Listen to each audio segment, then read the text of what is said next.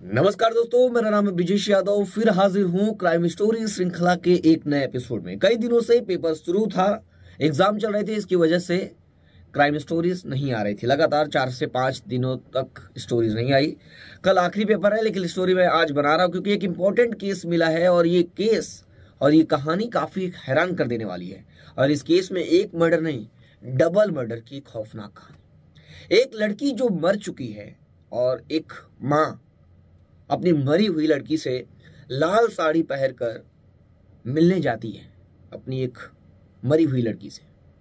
क्या होता है, कैसे कहानी सामने आती है, नवी मुंबई में 2023 साल में क्या क्या हुआ था, ये पूरी कहानी क्या है, आइए आप लोगों को विस्तार से बताता हूँ। काफी खौफनाक है। आज आप लोगों को कमेंट नहीं लूंगा क्योंकि कहानी काफी बड़ी है, लंबी हो जाएगी। कहानी की शुरुआत होती है आज से लगभग 1 साल पहले, क्योंकि अब 2024 भी खत्म होने वाला है।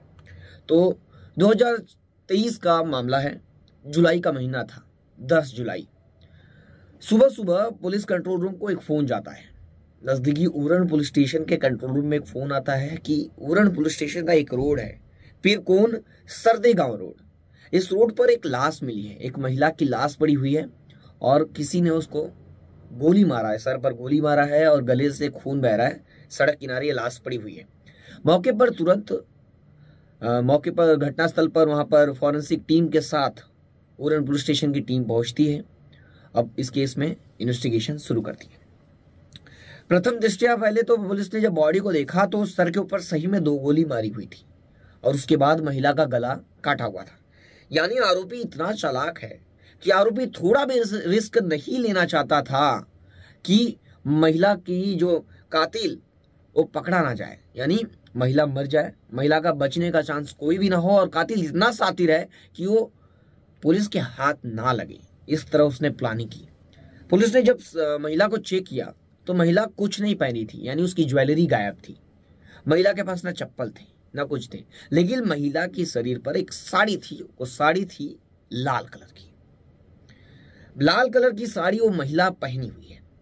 महिला के पास ज्वेलरी नहीं है, ज्वेलरी कोई भी नहीं, कुछ भी नहीं है उसके पास। अब पुलिस के पास एविडेंस के रूप में कुछ नहीं है, सिर्फ एक बॉडी है और बॉडी के बारे में भी पुलिस को कुछ पता नहीं है कि वो बॉडी किसकी है, यानी वो महिला कौन है, महिला का नाम क्या है, कहाँ रहती थी, उसकी हत्या क्यों की गई है। महिला के बारे में पुलिस को कोई भी इंफॉर्मेशन, कोई भी एविडेंस नहीं है, कोई भी बड़ी लीड नहीं है इस केस में कि पुलिस करे क्या।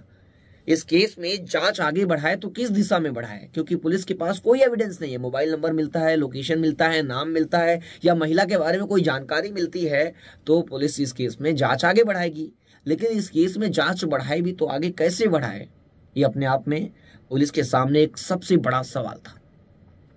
अब इस केस में क्या होगा, पुलिस अब आगे क्या करती है, पुलिस का अगला कदम क्या होता है, आइए आपको डिटेल से बताता हूँ।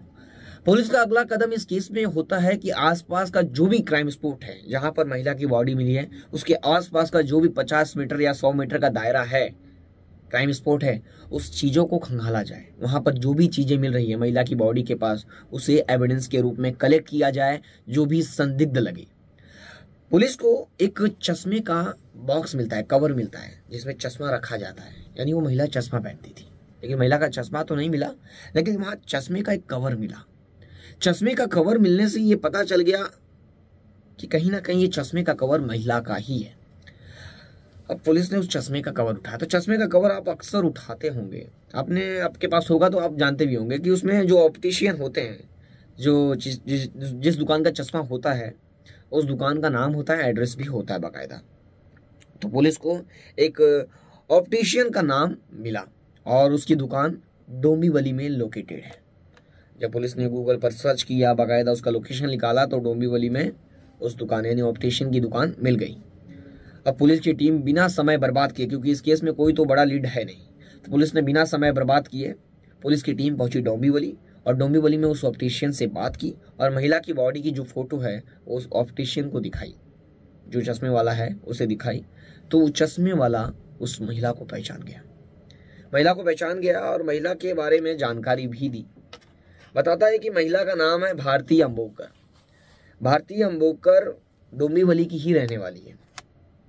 ये जानकारी जब पुलिस को लगी तो पुलिस को लगा कि अब इस केस में कोई बड़ा लीड या बड़ा खुलासा हो सकता है आगे। अब पुलिस क्या करती है, पुलिस अब इस केस में सबसे पहला उसके घर जाती है, डोंबिवली में जहाँ वो महिला रहती थी, भारती। अब भारती के घर जाती है तो भारती के घर पे कोई नहीं था। भारती के घर पर ताला लगा हुआ था और भारती का घर सुनसान पड़ा हुआ था। पुलिस जब आसपास लोगों से पूछताछ की तो काफी हैरान कर देने वाली बातें सामने आई, जो एक इमोशनल पता चलेगा कि वो महिला के घर पे कोई नहीं रहता था। महिला की एक बेटी थी और बेटी की शादी हो गई और वो चली गई और महिला यहाँ पर अकेली रहती थी इस घर में। आस पड़ोस के लोगों से और जानकारी जब पुलिस ने जुटाई तो ये पता चला कि महिला की एक बेटी है जो जिसकी शादी हुई है, वो उसी से मिलने जाने वाली थी।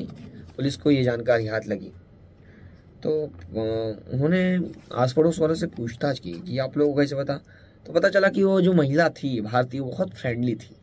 वो आस पड़ोस की जो उनके साथ दोस्ती थी, उनके बाकायदा जो इन्फॉर्मेशन थी, कहीं जाती थी, कोई अच्छी बात होती थी, कोई बुरी बात होती थी तो शेयर करती थी। तो बताई थी कि अपनी लड़की से यानी अपनी बेटी से मिलने जा रही है और उनका दामाद मयूरेश खुद उन्हें लेने आ रहा है। वो काफ़ी खुश थी और एक दिन पहले ही वो गई हैं, यानी यहाँ से चली गई हैं। अब उन्हें क्या पता कि भारती की मौत हो गई है या भारती का मर्डर कर दिया गया है, वो भी 2 गोली मारा गया है और चाकू से गला काटा गया है। अब ये बात पुलिस बताती है कि भारती अब इस दुनिया में नहीं है, उनका मर्डर कर दिया गया है। अब मर्डर किसने किया है यही हम लोग यानी पुलिस की टीम जांच कर रही है।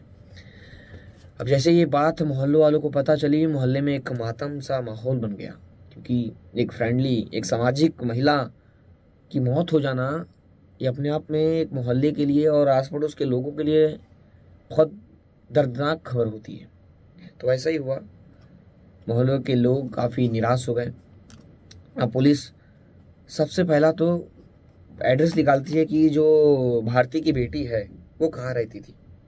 तो पता चलता है भारती की बेटी अलीबाग के पॉइनाड में रहती है। अब पुलिस की टीम अलीबाग के पॉइनाड पहुंचती है और बेटी के घर को यानी बेटी के घर पहुंचती है तो हाँ बेटी भी नहीं मिलती है। बेटी भी नहीं मिलती है तो उनके दामाद का डिटेल वहाँ से निकालती है पुलिस। तो पता चलता है मयूरेश जो प्रीति के साथ रहता था, यानी जो भारती की बेटी थी प्रीति की शादी हुई थी मयूरेश के साथ। तो ये पता चलता है कि मयूरेश और प्रीति की शादी हुई थी और अब प्रीति भी नहीं मिल रही है। तो मयूरेश क्या करता, मयूरेश से संपर्क करती है पुलिस, क्योंकि मयूरेश के ऊपर पुलिस को शक हो जाता है कि कहीं ना कहीं इसी का हाथ है। क्योंकि पुलिस जब ये क्लियर करना सोचती है कि पुलिस कहीं ना कहीं मयूरेश का हाथ है, शक की सुई मयूरेश की तरफ घूम गई थी। तो पुलिस ने क्या किया, भारती का फोन नंबर आस पड़ोस वालों से मांगा और उस नंबर का CDR निकाली, कॉल डिटेल निकाली। जब कॉल डिटेल निकाली तो पता चला, क्या पता चला आप लोग बता दो। पता चला कि लास्ट कॉल भारती के मोबाइल पर मयूरेश का ही था। अब पुलिस की शक की सुई है वो 100% अब मयूरेश की तरफ घूम गई। मयूरेश का लोकेशन ट्रेस की और उसके 3 दोस्तों के साथ मयूरेश को उठा ली। उठाने के बाद पुलिस स्टेशन लेकर आई। अब यहाँ पर इनका इंट्रोगेशन शुरू होता है। तो उन लोग तो पहले पूछते हैं, डिक्लाइन करते हैं, डिनाई करते हैं कि हमने ऐसा कुछ नहीं किया है, पुलिस उन्हें क्यों उठा रही है। तो पूछते हैं भारती का मर्डर किसने किया। तो आखिरकार मुंबई पुलिस है, मुंबई पुलिस के सामने ये लोग टूट जाते हैं और जो मयूरेश है वो बताता है पूरी बात। बताता है कि जो उसकी सास थी वो काफ़ी तंग करती थी अपनी बेटी से मिलने के लिए, यानी जो उनकी बेटी है प्रीति, उससे मिलने के लिए काफ़ी तंग करती थी और वो बार बार अपनी बेटी से मिलने के लिए आती थी। गुस्सा आता था, यानी उसको गुस्सा आता था, वो मिलना नहीं देना चाहता था और वो बार बार कहता था कि प्रीति प्रेग्नेंट है और वो बाहर आना जाना उसका परमिशन नहीं है, वो घर के अंदर ही रहती है, आप मत आओ, परेशान मत करो। और बेटी से प्रीति से भारती की बात भी नहीं होती थी। तो बेटी से मिलना चाहती थी और ये मिलने नहीं देता था। वो बार बार जिद करती थी कि मैं बेटी से मिलूंगी, क्योंकि प्रीति के सिवा उसका कोई था भी नहीं शायद। ये इन्फॉर्मेशन है, प्राथमिक रिपोर्ट यही है कि उनका कोई था नहीं। अब वो बार बार मिलना चाहती थी अपनी बेटी से और मिलने नहीं देता था। तो प्रीति जिद करती थी, जो भारती जिद करती थी अपनी बेटी से मिलने के लिए। तब ये थक चुका था। तो एक दिन ये क्या किया, प्लान ये बनाया कि बोला कि प्रीति से मैं मिलवाऊंगा, प्रीति से मिलवाने के लिए ये मयूरेश उनको फ़ोन करता है भारती को और नवी मुंबई के उरण बुलाता है और उरण में गोली मारकर मर्डर कर देता है। मर्डर करने के बाद बॉडी को जाकर पीरकौन सरदेगांव रोड पर फेंक देता है और ये इतना शातिर था कि कोई एविडेंस नहीं छोड़ता है, लेकिन आखिरकार एक गलती होती है कि वो चश्मे का बॉक्स वहीं पर छूट जाता है। अब फिर पुलिस को सबसे बड़ी लीड तो यहाँ पर मिलती है और सबसे बड़ा सवाल खड़ा यहाँ होता है कि ये प्रीति से मिलने क्यों नहीं देता था। प्रीति से शादी हुई है, ऑफिशियली शादी हुई है, तो माँ को प्रीति से क्यों नहीं मिलने देता, एक बेटी को और एक माँ को अपनी बेटी से क्यों नहीं मिलने देता। ये सबसे बड़ा सवाल था। पुलिस ने सवाल मयूरेश से पूछा। मयूरेश से पूछा तो उसके चेहरे का रंग कलर बदल गया और वो डर का माहौल बन गया। तो पुलिस को ये समझ में आ गया कहीं ना कहीं एक और कुछ ना कुछ गड़बड़ ये किया है। तो पुलिस ने बेटी के बारे में पूछा, क्यों मिलने क्यों नहीं देता। तब ये बताता है कि इसकी प्रीति दूसरी पत्नी थी। प्रीति इसकी दूसरी पत्नी थी और साल 2015 में इसने अपनी पहली पत्नी का मर्डर कर दिया था। उसके बाद ये जेल चला गया था। जेल जाने के बाद ये 2020 में बाहर आया और उसके बाद प्रीति से ये 9 लाख रुपए मांगे। 9 लाख रुपए। ये 9 लाख रुपए वो जब जेल जा रहा था तब वो प्रीति को रखने के लिए दिया था। जब उसके बाद आकर मांग रहा था तो प्रीति पैसे देने से इनकार कर देती है।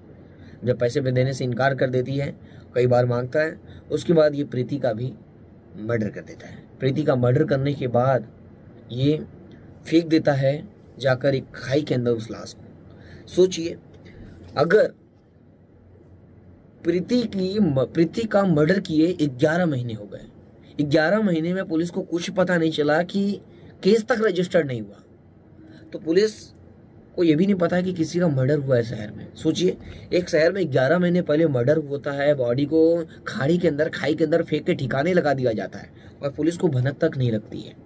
सोचिए, ऐसे देश के कोने कोने में कितने केस होते होंगे जहां अगर FIR ना हो तो केस सामने नहीं आते हैं और केस अपने आप के लिए हमेशा के लिए दब जाता है। सोचिए, मयूरेश की हिम्मत इसलिए बड़ी हुई थी कि वो लगातार मर्डर करता जा रहा था और पुलिस के सामने नहीं आ पा रहा था। मयूरेश पहली पत्नी को मारा तो जेल गया, लेकिन दूसरी पत्नी को मारने के बाद खाई में बॉडी फेंक दिया, तो उसके बाद 11 महीने हो गए, मयूरेश को कोई हाथ तक नहीं लगाया। लेकिन माँ जो थी प्रीति की, वो जिद करती थी उसे मिलने के लिए और मिलने की जिद इतनी अड़ गई थी, वो मिलना चाहती थी और ये लगातार बहाने कर रहा था, लेकिन जीत के आगे उसकी एक नहीं चली और मिलाने के बहाने उसने भारती का भी मर्डर कर दिया।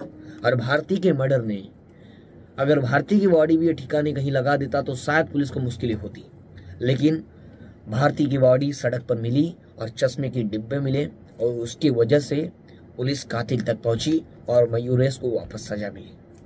इस केस पर आपकी क्या राय है, कमेंट करके जरूर बताइए। फिर मिलूंगा एक नई कहानी और एक नई घटना के साथ। तब तक के लिए जय हिंद, वंदे मातरम।